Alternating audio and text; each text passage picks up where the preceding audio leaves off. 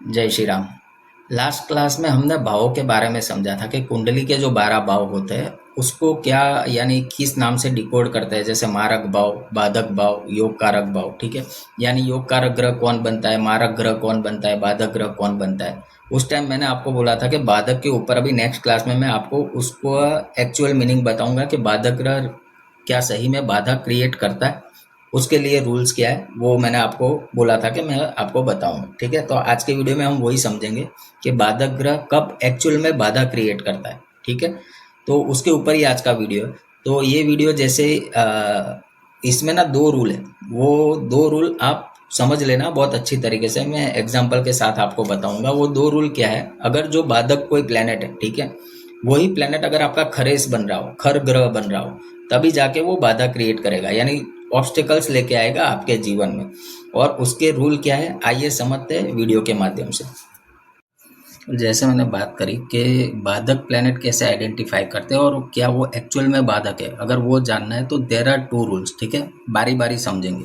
सबसे पहले तो जैसे मैंने बताया, मूवेबल साइंस के लिए बाधक ग्रह 11th हाउस लॉर्ड होता है, यानी 11वें घर में जो राशि पड़ी है उसका स्वामी बाधक होगा। फिक्स साइंस जितनी है उसके लिए 9th लॉर्ड बाधक होगा। ठीक, अभी देखो यहाँ पे ना सबसे ज़्यादा कॉन्ट्राडिक्शन होता है लोगों को। क्यों? क्योंकि 9th हाउस को सबसे श्रेष्ठ माना गया है पराशरी ज्योतिष में। और फिक्स साइंस यानी फिक्स साइंस कौन कौन सी है? 2, 5, 8, 11। ठीक है, इस नंबर से अगर आपका फर्स्ट हाउस स्टार्ट होता है, यानी आप इस लग्न के व्यक्ति हो, तो आपके लिए 9th हाउस लॉर्ड बाधक होगा। ठीक, तो यहाँ पे कॉन्ट्राडिक्शन है कि भाई उसको बाधक माने या सबसे अच्छा प्लेनेट माने। ठीक है, आता हूँ उसके ऊपर, उसको कंसीडर कैसे करना है वो आप जान जाओगे आज के वीडियो में। और ड्यूअल साइंस के लिए 7th हाउस लॉर्ड बाधक है। ड्यूअल साइंस कौन सी होती है? 3, 6, 9, 12। ठीक है, यानी बुध और गुरु की राशि से जिसका भी लग्न स्टार्ट होगा वो ड्यूअल साइंस में आएगा। मूवेबल में सिंपल है 1, 4, 7, 10, ये राशियाँ मूवेबल में आती है। फॉर एग्जाम्पल आपके लिए मैंने यहाँ पे 3 चार्ट बनाए, एक मूवेबल लग्न का है, फिक्स लग्न का है, ड्यूअल लग्न का है। अभी मूवेबल में हमारा कॉन्सेप्ट क्या कह रहा है, रूल क्या कह रहा है कि जो 11th हाउस लॉर्ड है वो बाधक है। यहाँ पे देखो 11th हाउस लॉर्ड कौन बन रहा है? 11 नंबर की राशि का मालिक शनि होता है। ठीक है, तो मेष राशि यानी मेष लग्न वालों के लिए सैटर्न बाधक होगा, बट उसको अभी कंसीडर मत कर लेना बाधक की तरह, क्योंकि वो बाधा क्रिएट करेगा या नहीं करेगा वो आज के वीडियो में हम जानेंगे। बट पहला रूल यह है कि आपको बाधक निकालना है तो आपको चर राशि के अंदर जितने भी चर लग्न है उसमें 11th हाउस लॉर्ड देखना है। मान लो यहाँ पे तो 1 नंबर है, 1 की जगह यहाँ पे दूसरी चर राशि 4 होती। ठीक है, तो यहाँ पे कौन होता है? 2 नंबर की राशि होती, तो उसके लिए फिर वीनस बाधक होगा। समझ रहे हो? तो आपको वो देखना है कि 11th हाउस लॉर्ड कौन बन रहा है, 11th हाउस में कौन सा प्लेनेट है वो चेक नहीं करना है, पहली चीज। दूसरा, फिक्स लग्न का मैंने एक एग्जांपल लिया है, जो 2 नंबर से लग्न स्टार्ट होता है, जिसका भी वृषभ लग्न है, उनके लिए देखो 12 नंबर यानी जुपिटर उनका बाधक प्लेनेट होगा। ठीक है, जुपिटर। अभी वो एक्चुअल होगा नहीं होगा आगे की स्लाइड में मैं आपको बताऊंगा। उसी हिसाब से ड्यूअल साइन वालों के लिए देखो, अगर मिथुन राशि है, ठीक है, तो 7th हाउस लॉर्ड देखो यहाँ पे कौन आ गया? जुपिटर। तो जुपिटर बाधक होगा मिथुन लग्न वालों के लिए। यानी ड्यूअल साइंस में तो सिंपल ही है, इतना समझ लो कि जो बुध की राशि से लग्न स्टार्ट होगा उनके लिए गुरु होगा, जो गुरु की राशि से लग्न स्टार्ट होगा उनके लिए मरकरी होगा। ठीक, बट ये सिंगल नियम नहीं है, अभी उसको और डीप स्टडी करना पड़ेगा, उसको आपको रिलेट करना पड़ेगा और 2 सूत्र के साथ। सूत्र क्या है देखो, खर प्लेनेट। खर प्लेनेट यानी क्या है, वो निकलता कैसे वो मैं आपको बताता हूँ। बट उसके पहले अगर आपका बाधक प्लेनेट, आपने जो बाधक प्लेनेट रूल के हिसाब से निकाला, अगर वही प्लेनेट आपका खर प्लेनेट है तो वो आपको बाधा देगा। ठीक है, सिंपल है।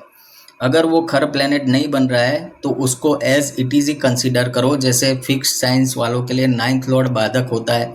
बट अगर वो खर ग्रह नहीं है आपकी कुंडली में तो वो बाधा क्रिएट नहीं करेगा, वो 9th लॉर्ड तरह की परफॉर्म करेगा आपके चार्ट के अंदर। नियम क्या है खर प्लेनेट को ढूंढने का? आपको 2 नियम है। एक तो आप D9 चार्ट आपका उठाओ। ठीक है, D9 चार्ट के अंदर चंद्रमा जहाँ बैठा है, आपका चंद्रमा जहाँ बैठा है वहाँ से हमें 4th हाउस की दूरी गिननी है, और वहाँ पे जो 4th हाउस लॉर्ड बन रहा है वो आपका क्या होगा पता है? 64वां नवांश। ठीक है, 64th नवांश और उसे खर ग्रह की श्रेणी में डाला है। समझ गए? ठीक है। तो अब आप क्या चेक करोगे? पहले आपने बाधक निकाला, अब आप नवांश में जाके ये चेक करो कि चंद्रमा जहाँ बैठा है वहाँ से चौथे घर में कौन सी राशि है और उसका मालिक कौन है। मैं आगे कुंडली के द्वारा भी आपको समझाऊंगा, बट रूल याद रखो। दूसरा खर ग्रह कैसे निकालते हैं? आपको आपका D3 चार्ट देखना है। सिंपल, D3 चार्ट में आपका 8th हाउस लॉर्ड, अभी यहाँ चंद्रमा वगैरह नहीं देखना है, आपके लगन से ही देखना है कि 8th हाउस लॉर्ड कौन बन रहा है। वो आपका दूसरा खर ग्रह होगा, जिसको 22वां दृष्काण बोलते हैं। अभी इन दोनों में फर्क क्या है? ये जो 64वां नवांश है ना, ये जब भी रोल प्ले करेगा आपको मानसिक अवसाद होगा, आपको जो प्रॉब्लम आएगा वो मेंटल प्रॉब्लम आएगा। ठीक है, यानी मानसिक पीड़ा ज़्यादा होगी। और जब इसका टाइम पीरियड आएगा दृष्कांड चार्ट, 22वें दृष्कांड का, यानी D3 चार्ट का जो 8th हाउस लॉर्ड बन रहा है, उस टाइम आपको फिजिकल पेन हो सकता है। समझ गए? ठीक है, अभी इसको हम कुंडली के माध्यम से समझते हैं। देखो, पहले हम D3 चार्ट को समझ लेते हैं। यहाँ पे देखो D3 चार्ट में क्या है। D3 चार्ट के अंदर आप देखोगे तो मैंने क्या बोला, हमें क्या चेक करना है? 8th house Lord D3 chart का।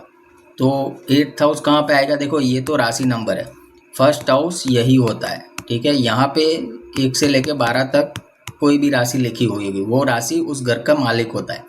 तो जैसे यहाँ मिथुन लग्न बन रहा है तो 8th हाउस में शनि की राशि पड़ रही, देखो सैटर्न। ठीक है, सैटर्न। तो 22वां दृष्कांड कौन हो गया? सैटर्न हो गया। तो सैटर्न आपका खर ग्रह आएगा। ठीक, उसी हिसाब से मान लो यहाँ पे सैटर्न बन रहा है। हमने आगे की स्लाइड्स में क्या देखा, जैसे फिक्स साइंस, ये मूवेबल साइंस है, मूवेबल साइंस में 11th हाउस लॉर्ड कौन बन रहा है? सैटर्न, यानी मेष लग्न की कुंडली में। अगर किसी की मेष लग्न की कुंडली है उसमें 11th हाउस लॉर्ड सैटर्न बन रहा है और उसके D3 चार्ट में भी 8th हाउस लॉर्ड सैटर्न बन रहा है, तो वो पक्का बाधा क्रिएट करेगा ही करेगा। समझ गए? ठीक है, अभी आगे बढ़ते हैं। ये आपने समझ लिया। अभी दूसरी जो कंडीशन है, दूसरी कंडीशन ये है, D9 चार्ट आपको आपका देखना है। D9 चार्ट में क्या रूल था कि 4th house from moon, 4th house from moon, यानी मून जहाँ बैठा है वहाँ से आपको चौथा घर लेना है। इस कुंडली में देखो मून 2nd हाउस में बैठा है। ठीक है, तो 2nd हाउस से हम 4 घर गिनेंगे। तो मून जहाँ बैठा है उसको फर्स्ट हाउस, 1 2 3 और 4, चौथा घर यहाँ पे पड़ता है। इसका लॉर्ड कौन है? देखो 5 नंबर की राशि है, सन बन रहा है इनका खर ग्रह, 64वां नवांश। ठीक है, अब इन दोनों में से कोई भी रूल लग जाए। ठीक है, मान लो पहले आपने आपका बाधक निकाल लिया, अभी वो बाधक जो प्लेनेट आ रहा है उसको आपको ये 2 एंगल से चेक करना है। D9 के चार्ट में मून जहाँ बैठा है वहाँ से 4th हाउस लॉर्ड कौन बन रहा है वो देखो। अगर बाधक और मून से 4th हाउस लॉर्ड सेम बन रहा है तो वो फिर बाधा अवश्य क्रिएट करेगा। मान लो D9 में वो नहीं बन रहा है तो अभी दूसरा रूल भी चेक करना पड़ेगा। अभी आपको आपका D3 चार्ट चेक करना पड़ेगा। D3 चार्ट के अंदर क्या वो 8th हाउस लॉर्ड बन रहा है? अगर बन रहा है तो बाधा क्रिएट करेगा। मान लो अभी वो 2 सिनारियो जो मैंने बताया आपको, D9 चार्ट और D3 चार्ट, उसमें ना वो खर ग्रह बन रहा है, ठीक है, नहीं आ रहा है जो आपका बाधक ग्रह है, तो आप निश्चिंत हो जाए, वो बाधा क्रिएट नहीं करे। ठीक है, तो ये एक बाधक को लेके नियम था जो मुझे आपको बताना था। अभी आगे हम समझते हैं कि मान लो बाधक ग्रह आपको मिल गया और वो खरेश भी बन रहा है, खर ग्रह भी बन रहा है, तो उसकी रेमेडी क्या कर सकते हो? अगर जुपिटर बन रहा है आपका बाधक ग्रह तो आपको क्या करना चाहिए? आपको थर्सडे को फास्ट करना चाहिए। ठीक है, सिंपल है, फास्टिंग से बढ़िया कोई रेमेडी नहीं है। अगर किसी का वीनस बन रहा है, ठीक है, तो उसको क्या करना चाहिए? उसको फ्राइडे के दिन फास्ट करना चाहिए। किसी का सैटर्न, जैसे अभी हमने एग्जांपल में समझा ना, सैटर्न आ रहा है, सैटर्न के लिए सैटरडे के दिन फास्ट करो। ठीक है, तो आप उस लॉर्ड का दिन उठा लो, उस दिन आप फास्टिंग स्टार्ट कर दो। ठीक है, आपका जो ये बाधक प्लेनेट है वो काफ़ी हद तक पेसिफाई हो जाएगा और आपको इतनी चैलेंजेस नहीं आएगी। ठीक है, तो आप लोगों ने समझा ये कि बाधक ग्रह कैसे बाधा क्रिएट करता है, या वो एक्चुअल में बाधक है कि नहीं है। ठीक है, उसका खरेश होना आवश्यक है। अगर वो खरेश हो रहा है तभी वो बाधा क्रिएट करना, वरना बाधक ग्रह से डरने की कोई ज़रूरत नहीं। वो ऐसे ही एक्ट करेगा जैसे आपका 11th हाउस लॉर्ड है, 9th हाउस लॉर्ड है, 7th हाउस लॉर्ड है, वो फिर बाधा क्रिएट नहीं करेगा अगर वो जो मैंने आपको 2 पॉइंट समझाए वो मैच नहीं हो रहे तो। ठीक, अभी जो नेक्स्ट वीडियो है ना, अपना नेक्स्ट क्लास, उसमें अब हम प्लैनेट्स को लेते जाएंगे। सूर्य से लेके शनि तक सारे प्लैनेट्स को समझेंगे, ठीक है, एक एक करके हर एक वीडियो के अंदर, और हर एक भाव में वो प्लैनेट कैसे एक्ट करते हैं उसके बारे में चर्चा करेंगे, डिस्कशन करेंगे। उसके बाद हम हाउस लॉर्ड को समझेंगे। फिर मैं आपको ना वो भी सिखाऊंगा कि भाई प्रिडिक्शन कैसे किया जाता है, ठीक है, गोचर के थ्रू। तो वो सारी चीज़ें इस कोर्स में मैं इंक्लूड करूंगा। तब तक के लिए सबको जय श्री राम।